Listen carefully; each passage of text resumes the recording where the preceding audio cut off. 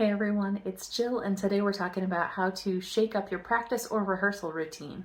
It's really easy for students as individuals or us as directors to get into practice ruts where we do the same thing all the time and start seeing a lesser return on our results. So here's a few tips on how to shake it up. The number one and easiest tip is to vary where you start and end, especially if you tend to start at just the beginning of a phrase, at the beginning, at measure 16, wherever, is you want to try and back that starting point up 2 bars, 4 bars, and start in a spot where you don't normally. Number two is to alternate running full works with start and stop drilling. It is really good for your endurance, and it'll help keep your singers and your players engaged.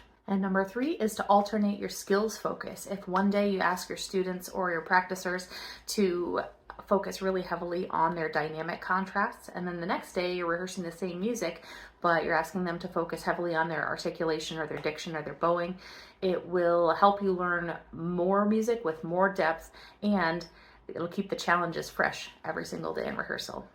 Today's tips came to us through Raphael, who is a newsletter reader and string teacher. So thank you, Raphael, for those great tips. And also, if you have any great tips that you want to share with our community, feel free to drop them in the comments here, or you can send them to teachers@sheetmusicplus.com. Catch you next time.